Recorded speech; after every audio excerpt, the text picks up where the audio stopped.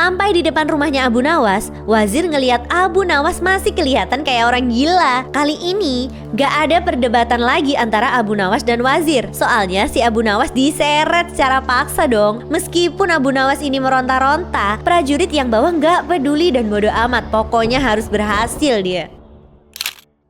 Cerita kali ini adalah tentang Abu Nawas yang menjadi gila. Ceritanya seperti ini. Pada suatu hari yang sedih, karena ayah Abu Nawas meninggal dunia, Abu Nawas ini dipanggil ke istana. Dia diperintah sama Sultan Harun ar-Rasyid buat nguburin jenazah ayahnya yang meninggal tadi, sesuai dengan cara dan kebiasaan dari ayahnya tersebut. Oh ya, ayahnya Abu Nawas ini dulunya adalah hakim kerajaan atau biasanya disebut Qadhi. Namanya adalah Syekh Maulana. Nah, jadi ceritanya Abu Nawas tadi udah nguburin ayahnya ya. Lalu setelah si Sultan ngelihat semua yang dilakukan Abu Nawas, ternyata hampir gak ada bedanya sama yang biasanya dilakukan Syekh Maulana semasa hidupnya. Ya, yang biasanya dilakukan ayahnya gitu. Dilihat dari tata cara memandikan jenazah, mengafani, menyolati, dan berdoa. Nah, karena ayahnya Abu Nawas udah gak ada, pastinya jabatan hakim jadi kosong dong. Berhubung dilihat-lihat skill dari Abu Nawas ini mirip sama ayahnya, jadinya si Sultan pengen nih ngangkat Abu Nawas jadi hakim buat gantiin ayahnya tadi. Gak ada angin, gak ada hujan. Setelah Abu Nawas dengerin rencana Sultan buat jadiin dia hakim, sifatnya tiba-tiba berubah 180 derajat. Jadi kebalik banget sifatnya dari biasanya. Dia langsung jadi orang gila. Setelah upacara kematian ayahnya selesai, dia ngambil sebatang pohon pisang kecil, terus dinaikin jadi kuda-kudaan. Kayak bocil zaman dulu gitu. Kalian pernah gak sih mainan kayak gitu? Kalau aku dulu pernah. Dia juga ngajakin bocil-bocil di sekitar rumahnya buat main bareng sama dia. Si Abu Nawas ini lompat-lompat, nyanyi-nyanyi kayak anak kecil, dan seolah-olah dia itu lupa kalau udah tua. Nah, otomatis semua warga di sekitarnya itu nganggep dia ini gila karena kesedihannya yang luar biasa yang dialami setelah ayahnya itu meninggal. Yang bikin anggapan warga sekitar semakin kuat, Abu Nawas ini tingkahnya makin hari makin menjadi-jadi. Bukannya makin sembuh, tapi makin menjadi-jadi, makin gak waras gitu loh. Kalau menurut kalian aneh banget gak sih si Abu Nawas ini? Kalau aku sih maklum ya, namanya aja sedih ditinggal orang yang paling dia sayang, ya kan? Ya gak sih? Setelah beberapa hari berlalu, Sultan memerintahkan wazir untuk menemui Abu Nawas. Wazir ini bukan nama orang ya, wazir ini adalah sebuah jabatan yang setara menteri kalau di Indonesia ini. Wazir ini ditemenin sama beberapa ajudannya, jadi banyak gitu loh beberapa orang. Mereka langsung cepet-cepet nyariin Abu Nawas karena diperintah sama Sultan. Nah, pas ketemu sama Abu Nawas, wazir ngeliat Abu Nawas lagi asyik main-main sama mainan dari batang pohon pisangnya tadi itu. Pak Wazir gak pakai basa-basi langsung bilang gini, "Hei Abu Nawas, kamu dipanggil Sultan buat datang ke istana." Sambil asik main, kayak gak ada beban gitu. Abu Nawas jawab kayak gini, "Buat apa Sultan manggil aku? Aku gak ada keperluan sama dia." Kayak gitu jawabannya. Kan dia lagi pura-pura gila gitu kan ya, lagi jadi gila. Dengan model bicara Abu Nawas yang kayak gitu, si wazir marah dong. Kesel dia. "Hei Abu Nawas, kamu gak boleh ngomong kayak gitu ke Sultan." Abu Nawasnya jawab dengan cuek, "Hei wazir, gak usah banyak ngomong deh ya. Cepet ambil kudaku ini terus mandikan di sungai biar bersih dan seger." Santai aja gitu jawabnya. Si wazir sampai geleng-geleng kepala ngelihat kelakuannya Abu Nawas. Mau marah juga bingung, wong lagi ngomong sama orang gila ya kan? Buat memastikannya lagi, si wazir tanya sama Abu Nawas, "Abu Nawas, kamu mau apa enggak sih ketemu sama Sultan?" "Yaelah, masih ngotot aja. Katakan sama Sultan, aku sudah tahu, makanya aku gak mau." Jawabannya seperti itu. Dengan penasaran dan agak marah, si wazir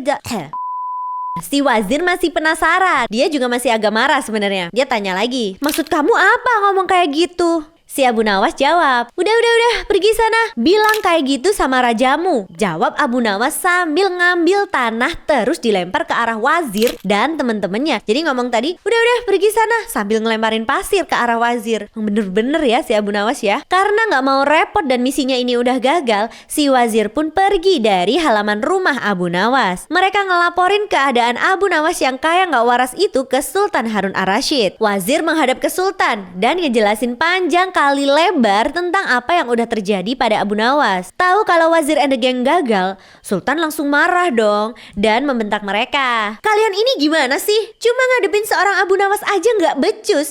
Pokoknya nggak mau tahu. Segera pergi ke rumah Abu Nawas, bawa dia kemari secara sukarela ataupun paksa. Kayak gitu rajanya marah. Mereka nggak berani ngebantah karena takut sama si Sultan. Wazir dan timnya tadi langsung pergi ke rumahnya Abu Nawas dengan membawa beberapa prajurit tambahan. Nah, ditambahin nih prajuritnya, dicoba lagi. Siapa tahu berhasil ya kan. Sampai di depan rumahnya Abu Nawas, Wazir ngelihat Abu Nawas masih kelihatan kayak orang gila. Kali ini gak ada perdebatan lagi antara Abu Nawas dan Wazir. Soalnya si Abu Nawas diseret secara paksa dong. Meskipun Abu Nawas ini meronta-ronta, prajurit yang bawah gak peduli dan bodo amat. Pokoknya harus berhasil dia. Singkat cerita, sekarang Abu Nawas face to face sama Sultan. Bukannya jadi sopan, tingkahnya malah ugal-ugalan dong. Ya bayangin aja, ini ibarat kamu di depannya Pak Presiden Jokowi, kamunya malah main kuda-kudaan dan diliatin banyak orang kayak gitu. Nah, si Abu Nawas emang segokil itu. Karena udah gak tahan ngelihat tingkahnya Abu Nawas, Sultan langsung ngambek dan bilang, "Abu Nawas, bersikaplah sopan." Si Abu Nawas jawabnya tetap enteng, sama kayak tadi. "Ya Baginda, tahukah Anda?" "Apa?" Abu Nawas jawab, "Baginda, terasi itu asalnya dari udang." Karena Sultannya bingung ya jadinya ya. Sultannya bingung, terus ngerasa tersinggung juga. Tersungging. Nah, Sultannya bingung dong, dan dia ngerasa tersungging sama si Abu Nawas tadi. Sultannya marah. Ya kali gak marah. "Kurang ajar kamu ya menghina aku." Si Abu Nawas tetap slay, cuma bilang kayak gini, "Enggak Baginda, siapa bilang udang berasal dari terasi?" So gak sih? So, emang ngeselin dia. Si Sultan ngerasa dilecehin dan gak dihormatin. Dia ngambek dan segera memberi perintah kepada para pengawalnya. "Hajar si Abu Nawas, pukuli dia sebanyak 25 kali." Aslinya sih mau kasihan. Abis gimana ya, Abu Nawasnya sendiri kan ngawur emang ya. Kalau menurut kalian gimana? Tingkahnya Abu Nawas ini bener apa enggak? Aku sendiri bingung sih sebenarnya ya. Bisa-bisanya diajak ngobrol sama Sultan, dia malah bahas hubungan udang sama terasi. Kan gak nyambung. Kalau aku jadi si Sultan ya pasti marah. Kalian juga gak sih? Abu Nawas yang badannya kurus kering setelah dipukuli sama prajurit yang badannya gede-gede, auto jadi ayam geprek dan lemes gak berdaya. Udah puas mukulin, Abu Nawas dilempar dan disuruh keluar dari istana. Pas Abu Nawas keluar dari istana, tiba-tiba dia dicegat sama seseorang prajurit yang menjaga gerbang. Mau ngapain ya? Ternyata si prajurit mau nagih janji ke Abu Nawas. Dengan nada bicaranya tuh sok tegas dan suaranya agak bentak, prajurit itu bilang gini ke Abu Nawas, "Hei Abu Nawas, dulu waktu kamu pengen masuk ke kota ini, kita kan udah perjanjian. Masa kamu lupa pada janjimu itu?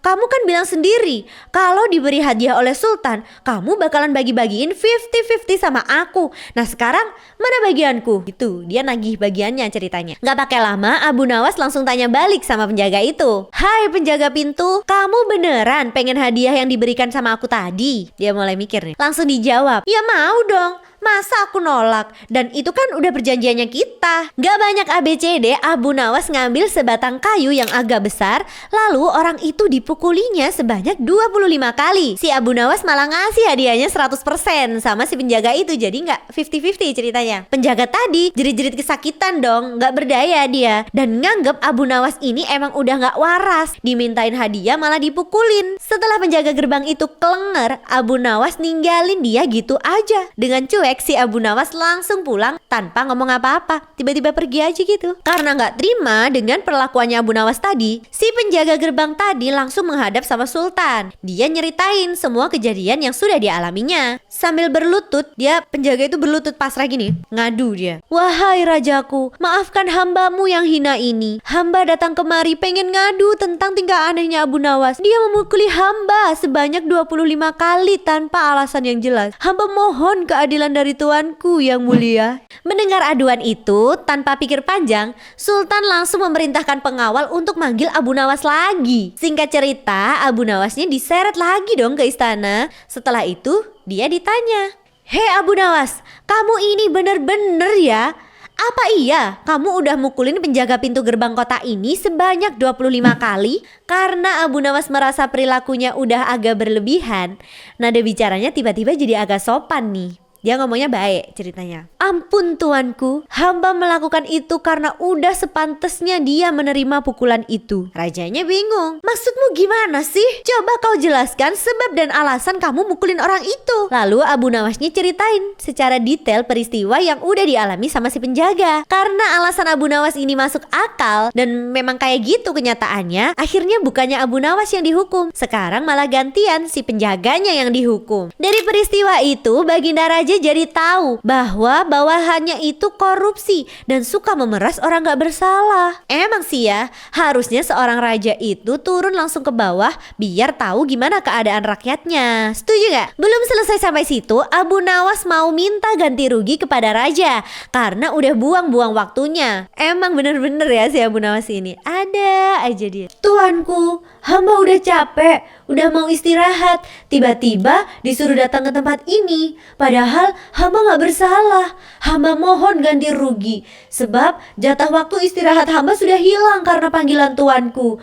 Padahal besok hamba harus cari cuan untuk keluarga. Karena sultannya ini emang baik, dia ketawa dengar permintaannya Abu Nawas itu. Kemudian dia merintahin bendahara kerajaan memberikan sekantong uang perak kepada Abu Nawas. Abu Nawas pulang dengan hati yang seneng banget. Pulang nih bawa kantong uang, wih mantap kan. Tapi anehnya pas di rumah Abu Nawas malah bersikap aneh dan makin kayak orang gak waras beneran. Di hari yang lain Sultan mengadakan rapat sama wazir buat bahas tentang pergantian hakim kerajaan yang udah meninggal tadi. Ya si ayahnya Abu Nawas tadi itu. Sultan ngerekomendasiin Abu Nawas, tapi ya jelas wazir gak setuju karena tingkahnya Abu Nawas gak waras. Mereka tuh gak percaya kalau Abu Nawas bisa melakukan tugas seberat itu. Enggak. Tidak raja, enggak mungkin dia bisa gitu menurut mereka. Meskipun banyak penolakan, tapi Sultan ngasih kelonggaran. Sultannya ngasih waktu buat Abu Nawas selama 21 hari. Kali aja dia sembuh gitu kan ya. Karena menurutnya Abu Nawas itu mungkin jadi gila karena masih sedih karena ditinggal ayahnya tadi. Kalau setelah 21 hari Abu Nawas nggak waras, maksudnya belum sembuh, Sultan baru mau nyari kandidat lain.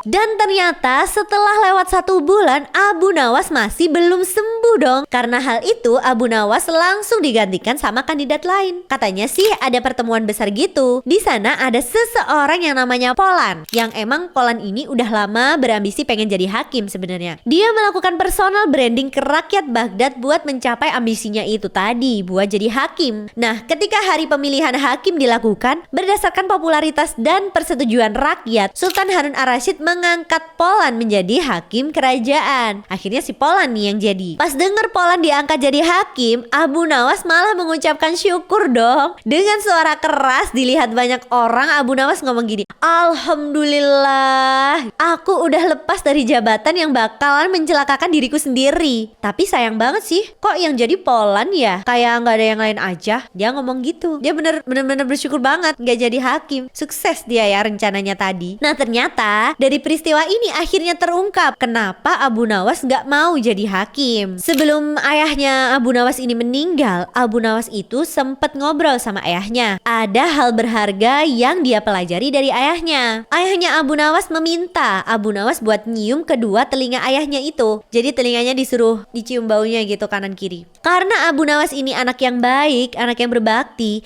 dia langsung nyium telinga bapaknya.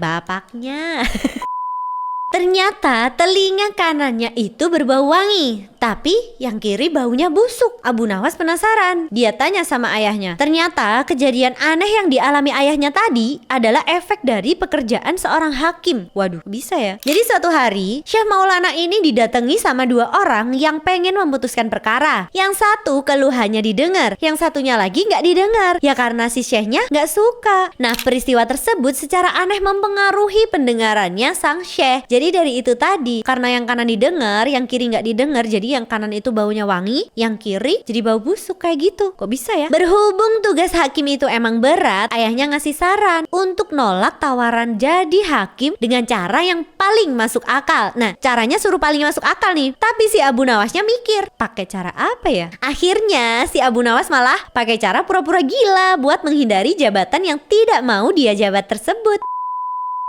Pada akhirnya walaupun Abu Nawas tidak menjadi kodi, namun dia sering dijak konsultasi sama Sultan, diajakin ngobrol, ditanya-tanya gitu, buat mutusin kalau ada perkara yang sulit dipecahkan. Bahkan gak jarang juga dia dipaksa datang ke istana cuma buat jawab pertanyaan Sultan yang aneh-aneh dan yang gak masuk akal gitu, sengaja dipanggil. Gimana? Kalian suka nggak cerita kayak gini? Kalian mau aku ceritain apa lagi di video selanjutnya? Komen di bawah ya. Sampai jumpa di cerita selanjutnya. Bye-bye!